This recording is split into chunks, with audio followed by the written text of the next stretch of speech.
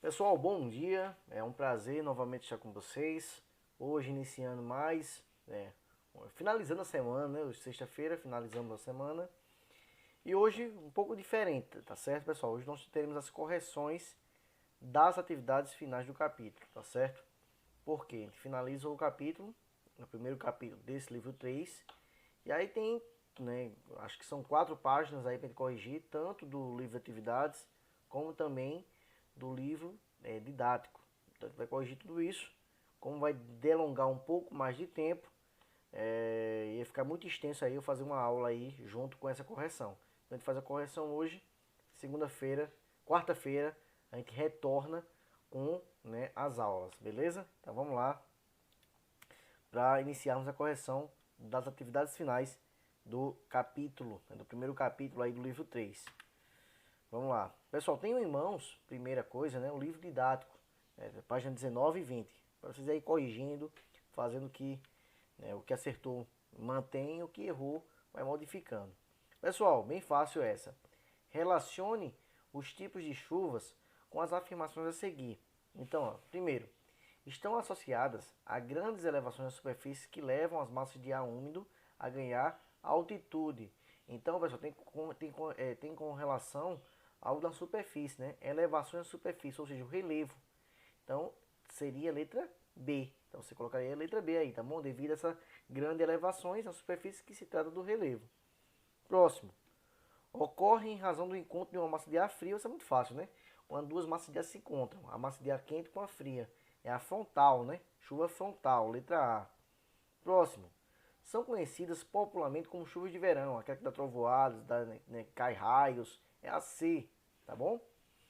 Geralmente estão associadas à formação de áreas áridas em regiões continentais. É a B, pessoal. Por quê? Porque quando o relevo acaba interferindo nessa chuva, as áreas mais precisadas do sertão acabam sofrendo com falta de chuvas, devido justamente à ação do relevo. Então a letra B. Próximo. Podem ser muito intensas e acompanhadas de tempestades elétricas, né? Raios, trovões. Então aí só pode ser as locais ou convectivas, letra C. Então parabéns aí para você que mandou bem e acertou todas. Vamos pro próximo. Leia os trechos da matéria abaixo e em seguida responda as questões. Então a gente precisa ler para entender, né, como é que a questão vai se dar. Aqui o texto diz assim: por que chove tanto no Nordeste, mas o sertão continua seco? Ele indaga, né? Chove muito no Nordeste, mas o sertão continua seco. Enquanto fortes chuvas atingem mais de 30 cidades de Pernambuco e Alagoas, a seca, que já dura 7 anos, persiste no interior dos estados nordestinos. Chuvas no leste e no nordeste e o clima seco no sertão são características dessa região do país. A explicação para essa dinâmica climática está relacionada ao deslocamento de massas de ar e a alguns fatores ligados ao relevo. Olha o relevo aí aparecendo. O sertão nordestino possui uma característica que dificulta muito a chegada de massas úmidas, que provocam as chuvas, a alta pressão atmosférica.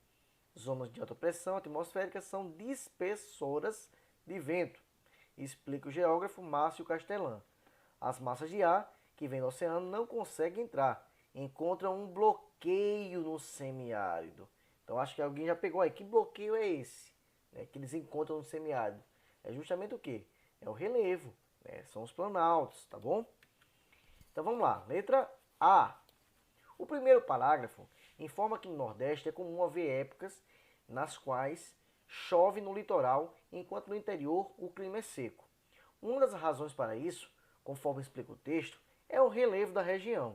De acordo com o que você estudou sobre umidade e precipitações, explique como o relevo pode influenciar nessa dinâmica. Aí eu vou colocar aqui o lápis, tá certo? A caneta vermelha, para a gente explicar aqui, ó. O relevo, ele pode influenciar, tá certo? As chuvas no litoral e a seca no interior por meio das chuvas orográficas, são aquelas chuvas de relevo, né, que retém a umidade vinda com o vento do oceano, o qual passa a ser seco. Então ele retém essa umidade, as chuvas, né, se precipitam ali e quando vai para o sertão já vai bastante seca, tá certo? Então é assim que funciona essa dinâmica, né, de falta de água, de falta de chuvas lá no sertão nordestino. Letra B. Conforme você verificou no tópico sobre pressão atmosférica e deslocamento do ar, o que ocorre com o deslocamento do ar sobre o sertão do Nordeste? Olha, como se trata de uma zona de alta pressão, o ar e a umidade tendem a dissipar para as zonas de menor pressão, né? Isso aí acaba impedindo que essas nuvens, né, carregadas de chuva cheguem ao sertão, por se tratar, né, o sertão de uma zona de alta pressão atmosférica. Terceiro, explique com suas palavras qual a diferença entre tempo e clima. Isso é fácil, né? O tempo está aqui, olha. Tempo é condições momentâneas, né, passageiras, é o que muda muito, é muito variável. Eu estou aqui gravando a aula nesse momento, tá um sol bonito aqui, tá certo? Um sol muito bonito. Isso aqui às 12 horas da tarde. Mas daqui às 2 horas, mais ou menos, pode estar chovendo. Então isso é o tempo, ele varia bastante, ele muda constantemente.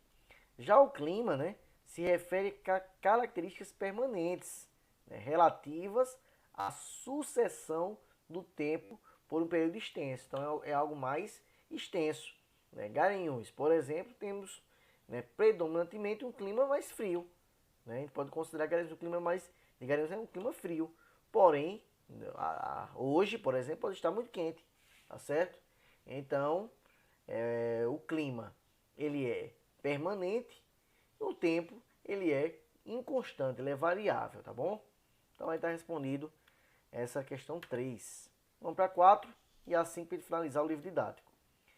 Qual é a importância do efeito estufa e do balanço de energia para a vida no planeta? Qual é a importância? Olha o efeito estufa. Ele é importante para manter o calor na atmosfera. Então ele é extremamente importante, que é ele que mantém, ele que regula este calor na atmosfera. E o balanço faz o quê? Distribui, tá certo? Então tá aqui, ó, balanço, distribui. E o efeito mantém o calor na atmosfera, beleza? Não tem mistério aí, bem fácil essa questão aí. Quinta questão, pessoal. Qual risco ambiental tem preocupado os cientistas que estudam o clima do planeta? Isso é fácil. Qual é o principal risco ambiental aí, preocupação aí ambiental que está afetando todo mundo? É isso aqui, olha. O aquecimento global.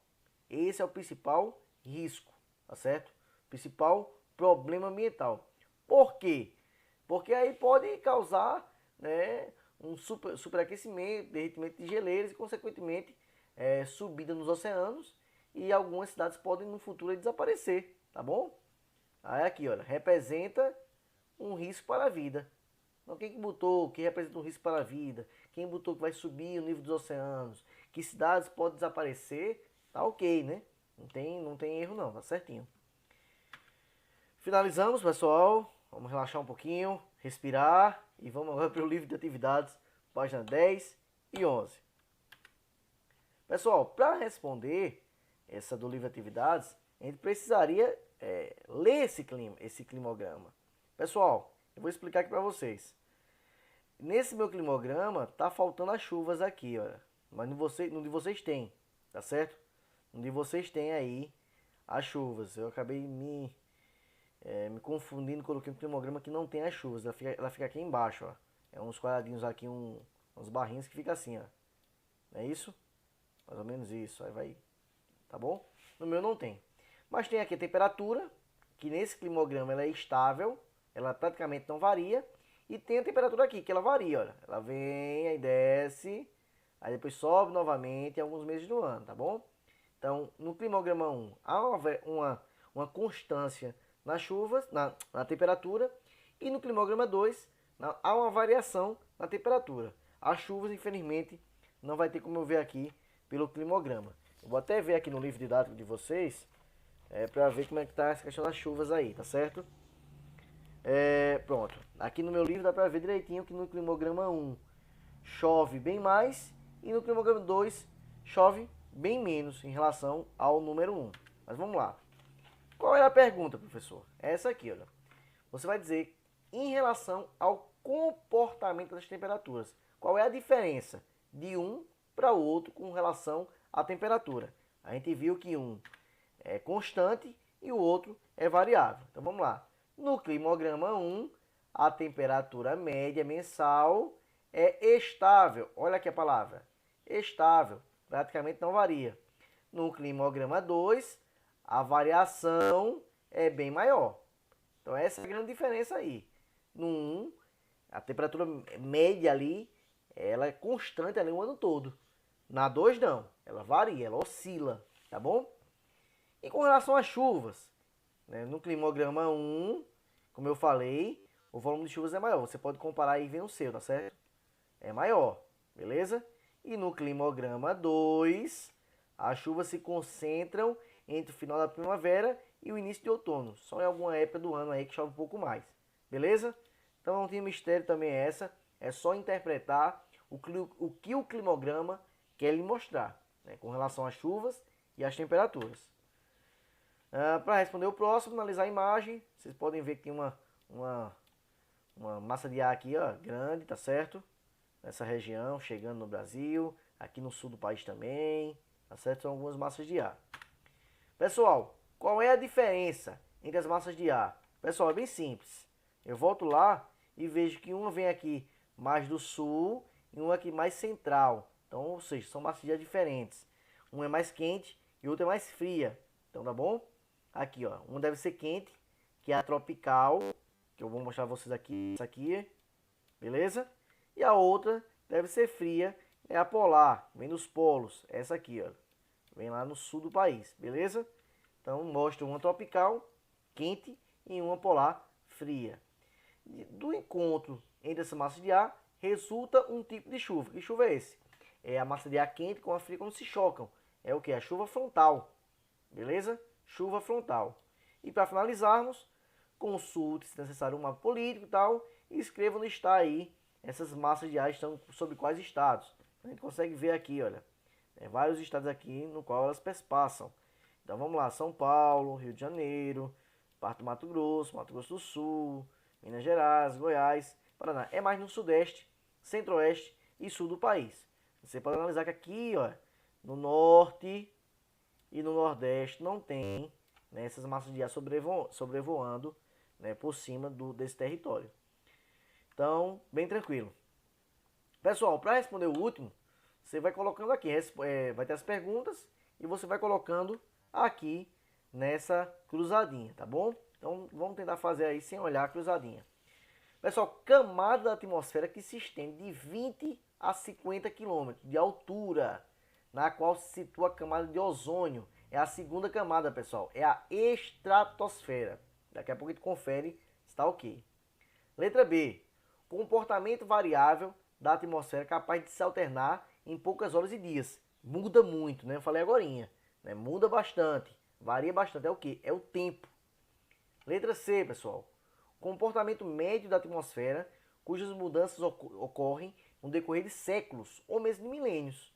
Então, um comportamento que praticamente não varia. É o clima. D. Gás que compõe uma camada capaz de filtrar a radiação perigosa originada do Sol. Que gás é esse? Que filtra os raios ultravioletas. É o gás ozônio. Letra E.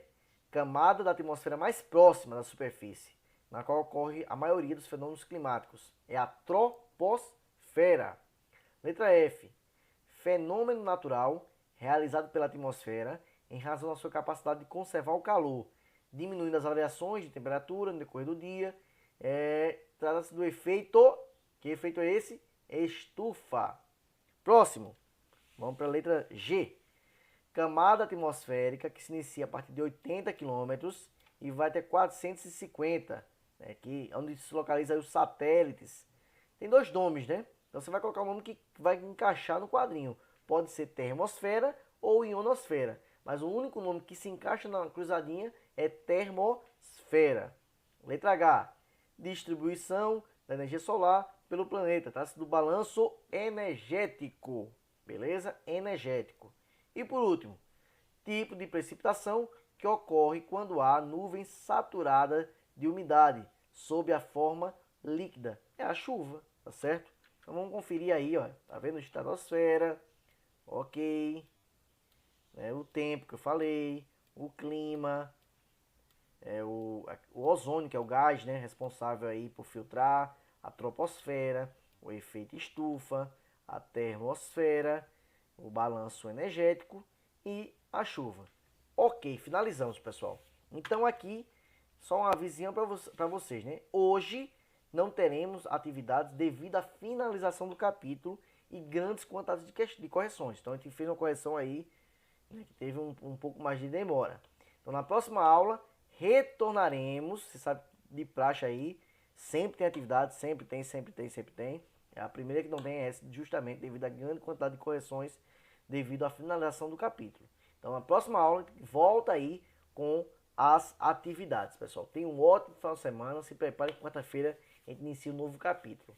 Fiquem com Deus, até a próxima. Tchau, tchau.